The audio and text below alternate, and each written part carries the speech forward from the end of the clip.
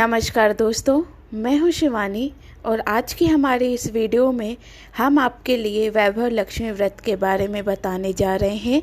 इसकी विधि क्या है, उसके नियम एवं अगर आप इसे करना चाहते हैं तो इसे कब से शुरू करना चाहिए और कितनी संख्या में करना चाहिए। तो चलिए जानते हैं। दोस्तों, वैभव लक्ष्मी का व्रत बहुत ही सरल होता है। इसकी जो सामग्री होती है वह हमारे घर में ही मिल जाती है। आप जानते ही होंगे माता लक्ष्मी की कई रूप बताए गए हैं। इन रूपों में से इनका एक रूप है धन लक्ष्मी स्वरूप, वैभव लक्ष्मी के नाम से भी जाना जाता है। दोस्तों, लक्ष्मी की पूजा अर्चना शुक्रवार के दिन करने का विधान है। इसको घर का कोई भी सदस्य कर सकता है। कोई भी सदस्य मतलब सौभाग्यशाली स्त्रियां, कुंवारी कन्याएं, घर के कोई भी पुरुष इसको कर सकते हैं। अगर आप यह व्रत प्रारंभ करना चाहते हैं तो आप किसी भी माह के शुक्ल पक्ष में इस व्रत को प्रारंभ कर सकते हैं। आपको मैं ये बता दूं कि ये व्रत को शुरू करने से पहले आपको ये संकल्प लेना होता है कि इस व्रत को कितनी संख्या में करना चाहिए। आपको इसे 11, 21, 51 आधारित करना होता है। अगर पहले दिन की बात करें तो आपको संकल्प लेना होता है कि आप कितनी संख्या में ये करना चाहते हैं और उतनी ही संख्या में इस व्रत को करके आपको उद्यापन कर देना होता है। अगर आपकी मनोवांछित इच्छा पूरी नहीं होती है उस बीच में, तो आप फिर से 1 महीने बाद इस व्रत को दोबारा से संकल्प लेके इस व्रत को शुरू करते हैं। तो चलिए अब हम बात करते हैं इसके नियम की। इसका पहला नियम जो है वह इस व्रत को करने के लिए है कि आप इस व्रत को पूरी श्रद्धा और पवित्र भाव से कीजिए।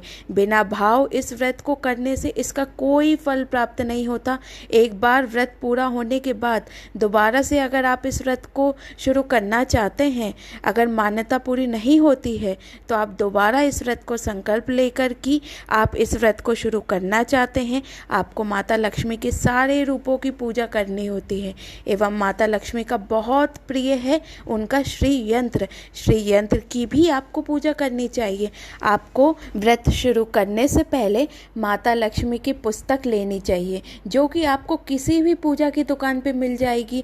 पुस्तक जरूर लें। इस पुस्तक में आपको माँ के सारे रूपों के चित्र प्राप्त होंगे। यंत्र का भी चित्र होता है जो कि माँ को बहुत ही प्रिय है। माँ वैभव लक्ष्मी का मंत्र होता है एवं वैभव लक्ष्मी की कथा होती है। यह ध्यान रखें कि शुक्रवार के दिन अगर आप कहीं बाहर गए हैं तो फिर यह शुक्रवार को छोड़कर आपको अगले शुक्रवार को व्रत करना चाहिए। आपको हमेशा अपने घर पर ही इस व्रत को करना चाहिए।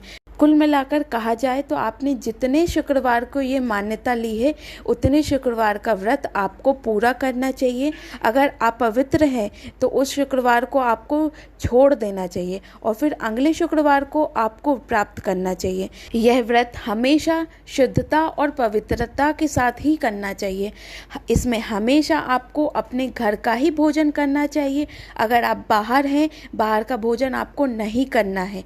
इसलिए कहा जाता है कि आपको यह व्रत घर से ही करना चाहिए और शाम की पूजा का प्रसाद ग्रहण करने के बाद आपको भोजन करना चाहिए। अगर आप चाहें तो एक टाइम पर फलाहार कर सकते हैं और दूसरे टाइम पर माता की पूजन करने के बाद भोजन कर सकते हैं। अगर आपका शरीर कमज़ोर है या फिर आप बीमार रहते हैं तो आप 2 टाइम भोजन कर सकते हैं।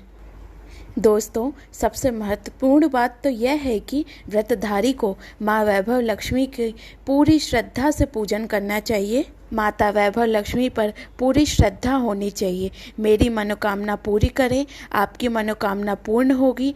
दोस्तों, इसके बाद आपको अपने सामर्थ्य के अनुसार 7 स्त्रियों को या फिर 11, 21, 51 या फिर 121 स्त्रियों को वैभव लक्ष्मी की पुस्तक देनी चाहिए। उसमें कुमकुम लगाना चाहिए आपको एवं उन्हें भी ये व्रत करने की सलाह देनी चाहिए। इस तरह से आपका व्रत समाप्त होता है और पूर्ण होता है। दोस्तों, यह तो रही वैभव लक्ष्मी की व्रत की विधि और नियम की बात। अगर मेरा वीडियो आपको अच्छा लगे तो लाइक करें और सब्सक्राइब करें। धन्यवाद।